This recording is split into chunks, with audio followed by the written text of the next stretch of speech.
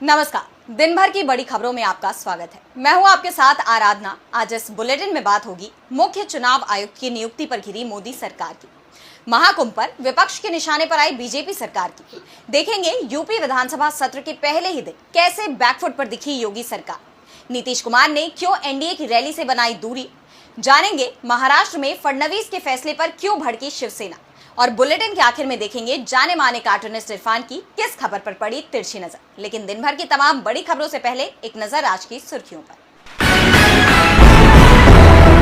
आप नेता सत्येंद्र जैन की बढ़ी मुश्किलें, राष्ट्रपति मुर्मू ने मुकदमा चलाने के लिए गृह मंत्रालय को दी मंजूरी, ईडी ने मनी लॉन्ड्रिंग के आरोपों के तहत दर्ज किया है केस। भारत दौरे पर कतर के अमीर अल थानी, पीएम मोदी से की द्विपक्षीय वार्ता। कतर के जेल से लौटे भारतीय नौसेना के पूर्व अधिकारियों ने बचे हुए कैदियों की रिहाई की मांग। कतर की जेल में कैद हैं 600 कैदी। दिल्ली में 19 फरवरी को बीजेपी विधायक दल की बैठक, नए सीएम के चेहरे से उठेगा पर्दा। 20 फरवरी को शपथ ग्रहण, पीएम समेत 20 राज्यों के मुख्यमंत्री होंगे शामिल। लाल निशान पर बंद हुआ शेयर बाजार, 29 अंकों की गिरावट के साथ 75,967 पर बंद हुआ सेंसेक्स। वहीं 14 अंकों की गिरावट के साथ 22,945 पर बंद हुआ निफ्टी।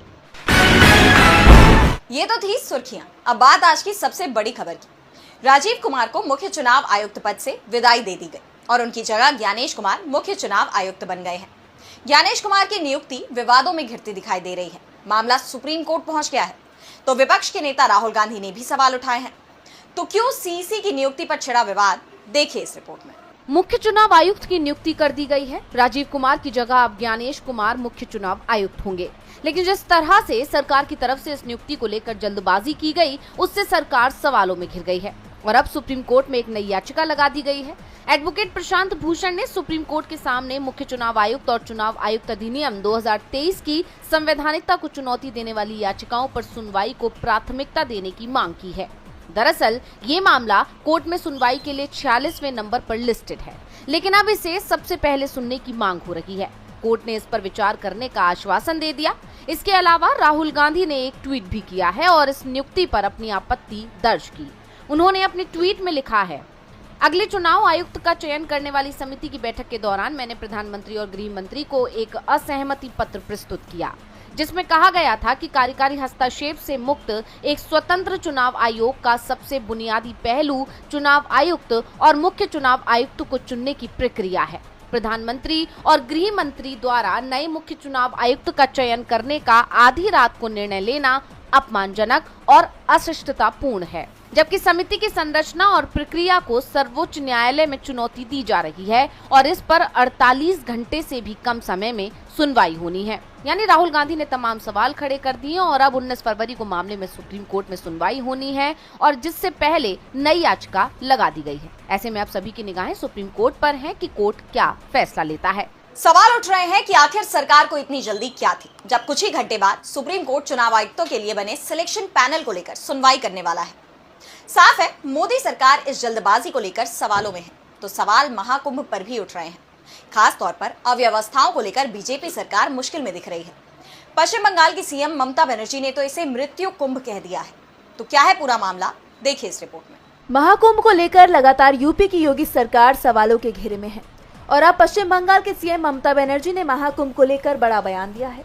ममता बनर्जी ने सीएम योगी पर निशाना साधते हुए कहा कि वीआईपीज को खास सुविधाएं दी जा रही हैं, लेकिन गरीबों को इससे दूर रखा जा रहा है। ममता बनर्जी ने महाकुंभ को मृत्यु कुंभ बता दिया। उन्होंने कहा कि महाकुंभ अब मृत्यु कुंभ में बदल चुका है। वीआईपी लोगों को खास सुविधाएं दी जा रही हैं। इस महाआयोजन के लिए सही तरह से प्लानिंग नहीं की गई। मैं महाकुंभ का सम्मान करती हूँ, मैं पवित्र गंगा माँ का सम्मान करती हूँ, लेकिन कोई योजना नहीं है। अमीरों वीआईपी लोगों के लिए 1 लाख रुपए तक के कैंप की व्यवस्था है। गरीबों के लिए कुंभ में कोई व्यवस्था नहीं है। मेले में भगदड़ की स्थिति आम है, लेकिन व्यवस्था करना महत्वपूर्ण है। न सिर्फ ममता बनर्जी बल्कि विपक्ष के कई नेता महाकुंभ को लेकर सीएम योगी पर हमलावर हैं। वहीं नई दिल्ली रेलवे स्टेशन पर हादसे को लेकर आरपीएफ की एक रिपोर्ट आई है, जिसमें बड़ा खुलासा हुआ है। रिपोर्ट में बताया गया है कि प्रशासन की तरफ से चूक हुई, जिससे भगदड़ मच गई। कहा गया है कि प्रयागराज जाने वाली कुंभ स्पेशल ट्रेन के प्लेटफॉर्म बदलने के अनाउंसमेंट से हादसा हुआ है। ऐसे में सरकार बुरी तरह से घिरती दिखाई दे रही है। दिल्ली से लेकर प्रयागराज तक महाकुंभ के दौरान लगातार हादसे हो रहे हैं, जिसे लेकर बीजेपी की सरकार बुरी तरह से घिरती दिखाई दे रही है। इस बीच यूपी विधानसभा का बजट सत्र भी शुरू हो गया है। इसमें भी महाकुंभ के मुद्दे पर योगी सरकार बुरी तरह से घिर गई। विपक्ष ने विधानसभा में सरकार पर तीखा हमला किया। यूपी विधानसभा में बजट सत्र के पहले दिन ही विरोध देखने को मिला। सदन में सपा विधायकों के विरोध के बीच ही राज्यपाल आनंदीबेन पटेल ने अभिभाषण पढ़ना शुरू किया, लेकिन इस बीच राज्यपाल महज 8.5 मिनट भाषण पढ़कर लौट गए, जबकि उनका अभिभाषण 59 मिनट का था, जिस पर विधानसभा में नेता प्रतिपक्ष और सपा नेता माता प्रसाद पांडे ने बजट सत्र के दौरान राज्यपाल के अभिभाषण पर कहा कि राज्यपाल अभिभाषण में जो पढ़ रही थी, समाजवादी पार्टी ने उसका विरोध किया क्योंकि उसमें झूठे आंकड़े दिए गए थे। मांग हो रही थी कि महाकुंभ की भगदड़ में जो जाने गई हैं, उसके सही आंकड़ों को बताया जाए। राज्यपाल आधा भाषण छोड़कर चली गई। हमें लगता है कि वे महाकुंभ में हुई घटनाओं से दुखी थी, इसलिए उन्होंने पूरे भाषण को पढ़ा ही नहीं। इसी के साथ विधानसभा में नेता प्रतिपक्ष माता प्रसाद पांडे ने सदन में अंग्रेजी भाषा के उपयोग पर आपत्ति जताई। उन्होंने कहा कि अगर अंग्रेजी को अनुमति दी जा रही है तो फिर उर्दू को भी शामिल किया जाना चाहिए।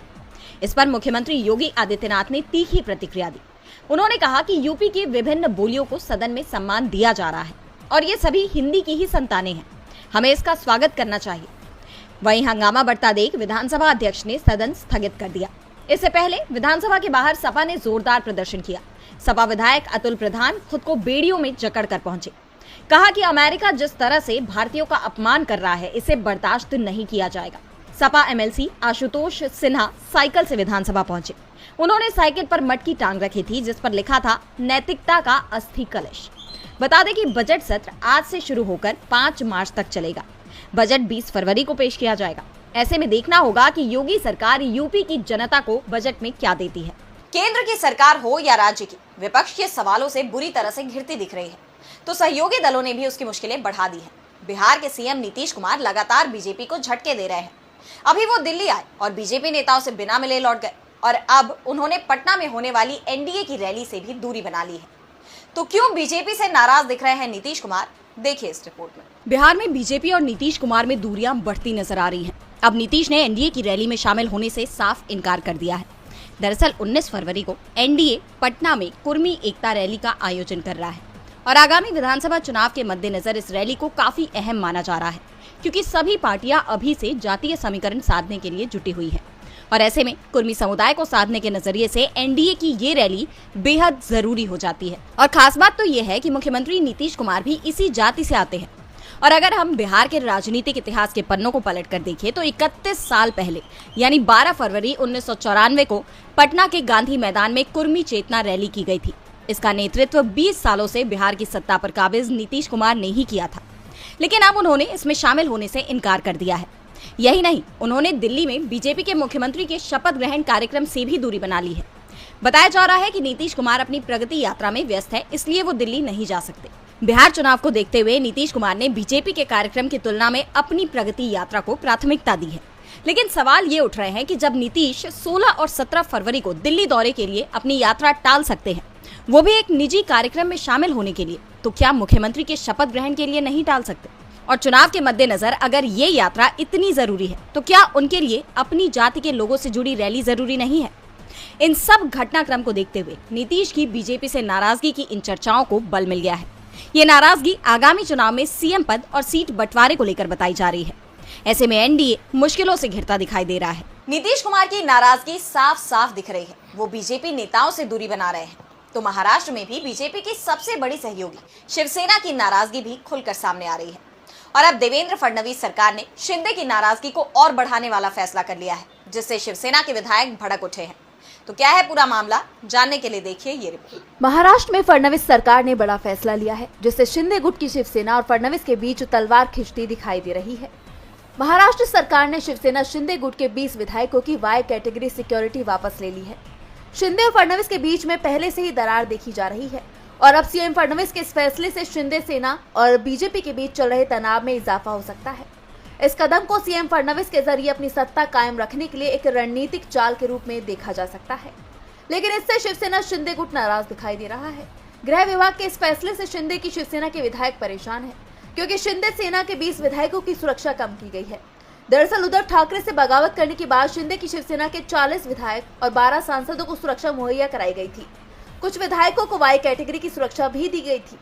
लेकिन अब सुरक्षा का समीक्षा करने के बाद ये तय किया गया है कि जिन विधायक और पूर्व सांसदों को पहले के मुकाबले अब थ्रेट कम है, उनकी सुरक्षा कम की जाए, जिसके बाद सरकार ने ये फैसला किया।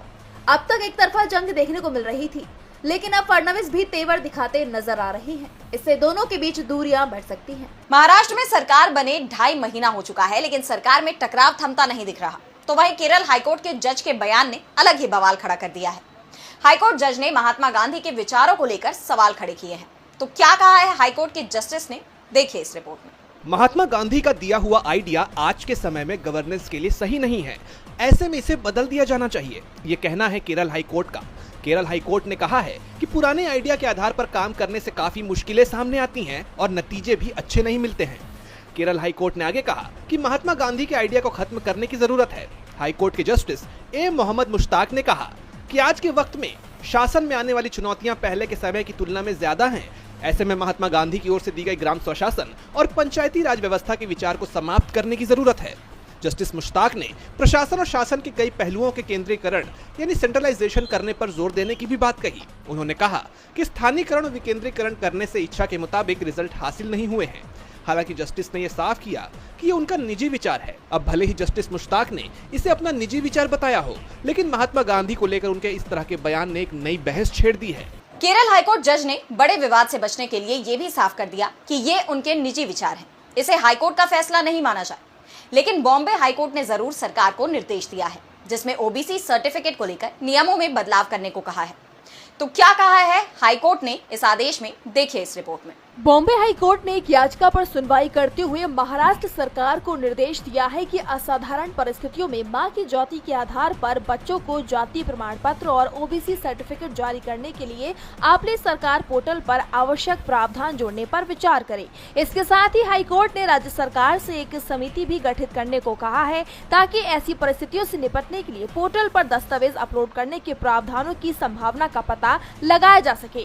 कोर्ट ने राज्य सरकार से कहा है कि अपनी मां की सामाजिक स्थिति और जाति के आधार पर जाति प्रमाण पत्र चाहने वाले नागरिकों को अपनी मां की सामाजिक स्थिति के दस्तावेज अपलोड करने की सुविधा दी जानी चाहिए।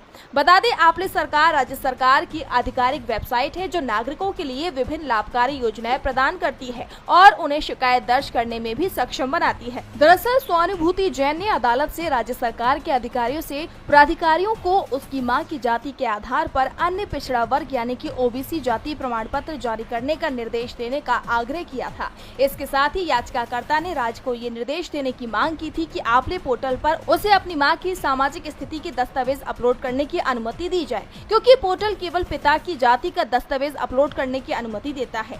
वहीं इस मामले में सुनवाई करते हुए अदालत ने अपने आदेश में कहा, हम राज्य सरकार से उक्त पहलू पर विचार करने का आग्रह करते हैं और चूंकि इसमें सरकार द्वारा लिए जाने वाला निर्णय शामिल है, इसलिए सरकार के लिए उचित होगा कि वह एक उचित समिति गठित करे, जिसे डेटा सूचना के साथ सहायता प्रदान की जाए, ताकि ये विचार किया जा सके कि क्या असाधारण परिस्थितियों में आपले सरकार पोर्टल में एक खंड दर्ज किया जा सकता है, ताकि कोई भी आवेदक अपनी मां की सामाजिक स्थिति का विवरण प्रस्तुत कर सके और उसके आधार पर ओबीसी और जाति प्रमाण पत्र हासिल कर सके। और बुलेटिन के आखिर में देखेंगे जाने माने कार्टूनिस्ट इरफान की किस खबर पर पड़ी तिरछी नजर।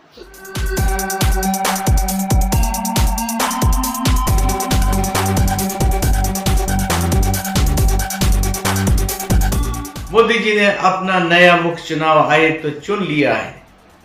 हालांकि चयन समिति में 3 सदस्य थे, वो गृह मंत्री और राहुल गांधी।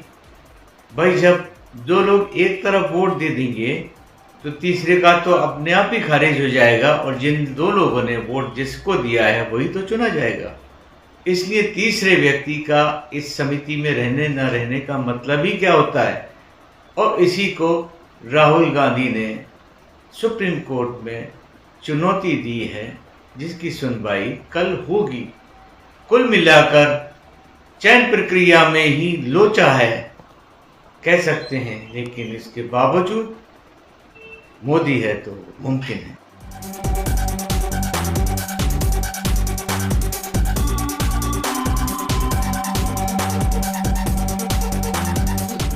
बहुत बहुत शुक्रिया इरफान जी। तो आज इस बुलेटिन में इतना ही। आप देखते रहिए डीबी लाइव। नमस्कार।